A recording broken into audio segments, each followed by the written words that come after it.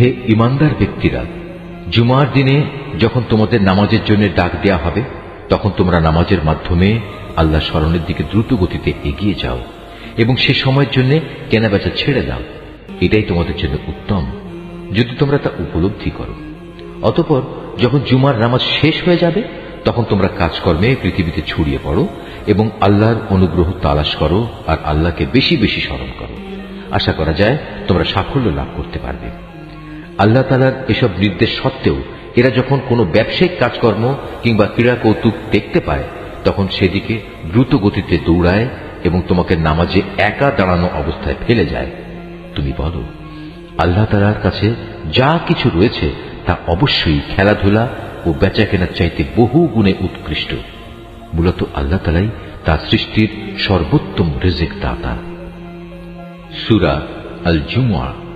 রহমান রহিম আল্লাহ তাআলার নামে। আসমান সমূহ ও জমিনে যা কিছু আছে তা সবই আল্লাহ তাআলার মাহাত্ম্য ঘোষণা করছে। তিনি রাজাধিরাজ, তিনি পূত পবিত্র, তিনি মহাপরাক্রমশালী, তিনি প্রবল প্রজ্ঞাময়।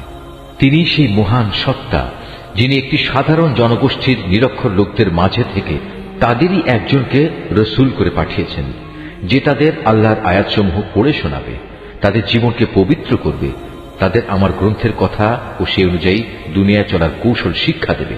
অথচ এই লোকগুলোই রসূল আসার আগে পর্যন্ত এক সুস্পষ্ট গুমরাহিতে নিমজ্জিত ছিল। তাদের মধ্যেকার সেসব ব্যক্তিও গুমরাহিতে নিমজ্জিত যারা এখনো এদের সাথে মিলিত হয়নি। আর তিনি মহাপরাক্রমশালী ও পরম কুশলী।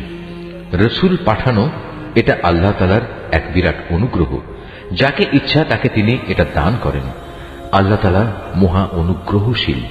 যাদের আল্লাহর কিতাব তাওরাত বহন করার দায়িত্ব দেওয়া হয়েছিল কিন্তু তারা এটা বহন করেনি, তাদের উদাহরণ হচ্ছে সেই গাধার মতো যে কিতাবের বোঝাই শুধু বহন করল, এর কিছুই বুঝতে পারল না। তার চাইতেও নিকৃষ্ট উদাহরণ সে জাতির যারা আল্লাহর আয়াতকে অস্বীকার করল। আল্লাহ তাআলা এ ধরনের জালেম জাতিকে হেদায়েত করেন না। হে রাসূল, তুমি বলো, হে ইহুদিরা, যদি তোমরা মনে করে থাকো অন্য সব লোক বাদে কেবল তোমরাই হচ্ছ আল্লাহর বন্ধু, তাহলে আল্লাহর পুরস্কার পাওয়ার জন্য তোমরা মৃত্যু কামনা করো যদি তোমরা সত্যবাদী হও। কিন্তু সারা জীবন এরা নিজেদের হাত দিয়ে যা করেছে তার পরিণাম চিন্তা করে এরা কখনো মৃত্যু কামনা করবে না।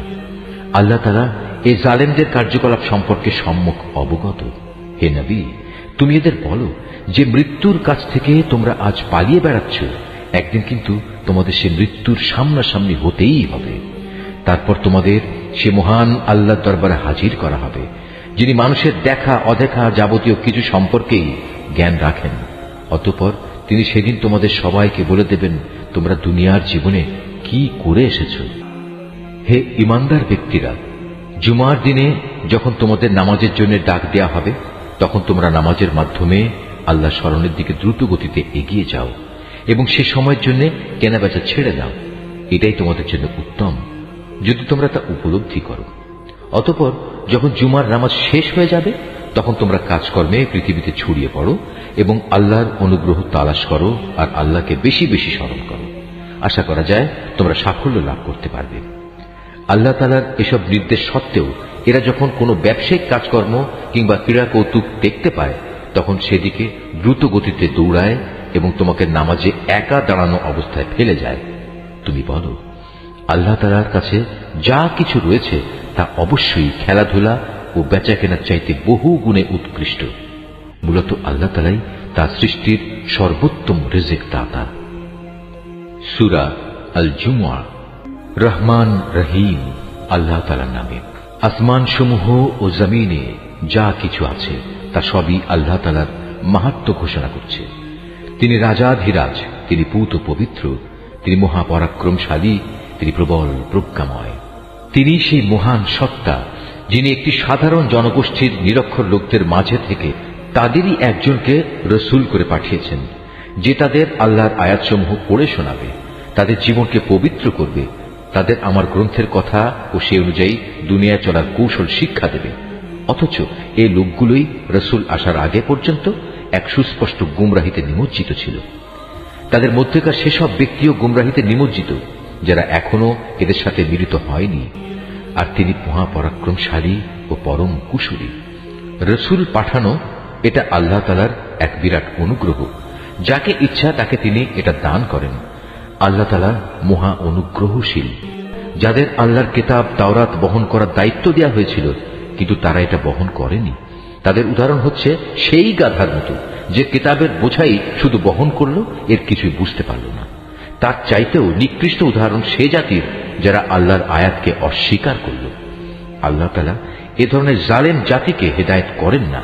হে রাসূল, তুমি বলো, হে ইহুদিরা, যদি তোমরা মনে করে থাকো অন্য সব লোক বাদে কেবল তোমরাই হচ্ছ আল্লাহর বন্ধু, তাহলে আল্লাহর পুরস্কার পাওয়ার জন্য তোমরা মৃত্যু কামনা করো যদি তোমরা সত্যবাদী হও। কিন্তু সারা জীবন এরা নিজেদের হাত দিয়ে যা করেছে তার পরিণাম চিন্তা করে এরা কখনো মৃত্যু কামনা করবে না। আল্লাহ তাআলা এই জালেমদের কার্যকলাপ সম্পর্কে সম্যক অবগত। হে নবী, তুমি এদের বলো যে মৃত্যুর কাছ থেকে তোমরা আজ পালিয়ে বেড়াচ্ছ, একদিন কিন্তু তোমাদের সে মৃত্যুর সামনাসামনি হতেই হবে। তারপর তোমাদের সে মহান আল্লাহর দরবারে হাজির করা হবে, যিনি মানুষের দেখা অদেখা যাবতীয় কিছু সম্পর্কেই জ্ঞান রাখেন। অতঃপর তিনি সেদিন তোমাদের সবাইকে বলে দেবেন তোমরা দুনিয়ার জীবনে কি করে এসেছ। হে ঈমানদার ব্যক্তিরা, জুমার দিনে যখন তোমাদের নামাজের জন্য ডাক দেয়া হবে তখন তোমরা নামাজের মাধ্যমে আল্লাহ স্মরণের দিকে দ্রুত গতিতে এগিয়ে যাও এবং সে সময়ের জন্য কেনাবেচা ছেড়ে দাও। এটাই তোমাদের জন্য উত্তম যদি তোমরা তা উপলব্ধি করো। অতঃপর যখন জুমার নামাজ শেষ হয়ে যাবে তখন তোমরা কাজকর্মে পৃথিবীতে ছড়িয়ে পড়ো এবং আল্লাহর অনুগ্রহ তালাশ করো আর আল্লাহকে বেশি বেশি স্মরণ করো। আশা করা যায় তোমরা সাফল্য লাভ করতে পারবে। আল্লাহ তাআলার এসব নির্দেশ সত্ত্বেও এরা যখন কোনো ব্যবসায়িক কাজকর্ম কিংবা ক্রীড়া কৌতুক দেখতে পায় তখন সেদিকে দ্রুত গতিতে দৌড়ায় এবং তোমাকে নামাজে একা দাঁড়ানো অবস্থায় ফেলে যায়। তুমি বলো, আল্লাহ তাআলার কাছে যা কিছু রয়েছে তা অবশ্যই খেলাধুলা ও বেচা কেনার চাইতে বহু গুণে উৎকৃষ্ট। মূলত আল্লাহ তাআলাই তার সৃষ্টির সর্বোত্তম রিজিক দাতা।